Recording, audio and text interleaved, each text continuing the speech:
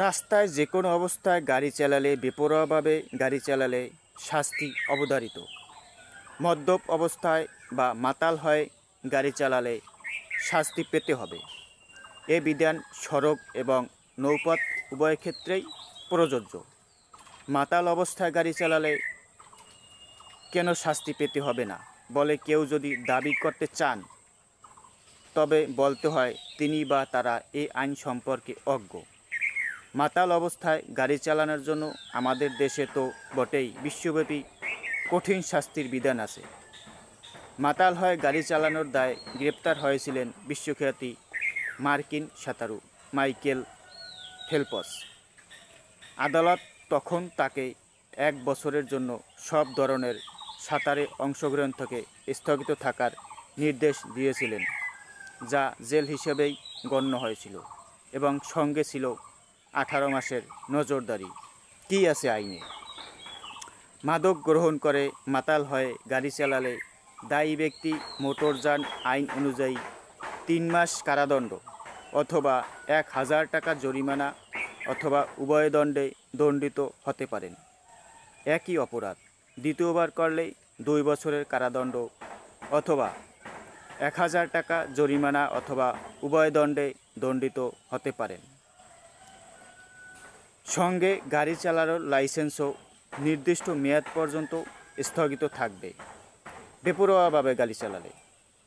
দণ্ডবিধির 279 ধারা অনুযায়ী যদি কোনো ব্যক্তি মাতাল অবস্থায় থাকুক অথবা না থাকুক, জনসাধারণের ব্যবহৃত কোনো সড়কে বেপরোয়া বা অবহেলামূলকভাবে কোনো গাড়ি চালান এবং এর ফলে যদি মানুষের জীবন বিপন্ন হয় কিংবা কোনো ব্যক্তি আহত বা জখম হওয়ার আশঙ্কা দেখা দেয়, তাহলে দায়ী চালকের জন্য শাস্তি অবধারিত।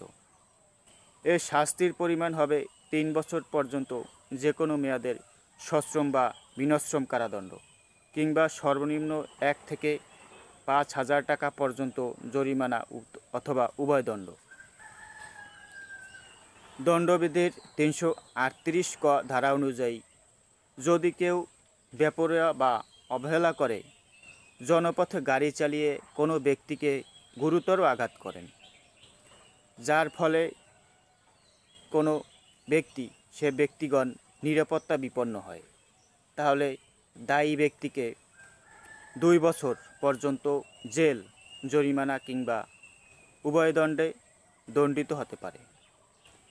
দণ্ডবিধির 304 খ ধারায় বলা হয়েছে দণ্ডবিধির 304 খ ধারায় বলা হয়েছে কোনো ব্যক্তি যদি বেপরোয়া যান চালিয়ে বা অবহেলাজনকভাবে জনপথে যান চালিয়ে কারো মৃত্যু ঘটান, তাহলে দায়ী চালককে 3 বছর পর্যন্ত যে কোনো মেয়াদের কারাদণ্ড অথবা অর্থদণ্ড কিংবা উভয় দণ্ডে দণ্ডিত হতে হবে।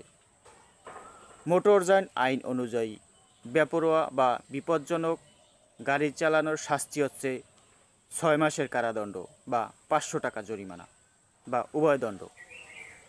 এর সঙ্গে গাড়ি চালানোর লাইসেন্সও নির্দিষ্ট মেয়াদ পর্যন্ত স্থগিত থাকবে। এই অপরাধ একই চালক 3 বছরের মধ্যে দ্বিতীয়বার করলে তাকে 6 মাস কারাদণ্ড কিংবা 1000 টাকা পর্যন্ত জরিমানা কিংবা উভয় দণ্ডিত হতে হবে।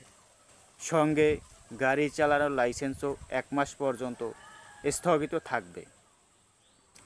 যদি চালক শুধু দুর্ঘটনা ঘটান, তাহলে মোটরযান আইন অনুযায়ী সর্বোচ্চ 3 মাস কারাদণ্ড বা 500 টাকা জরিমানা বা উভয় দণ্ডে দণ্ডিত হবেন।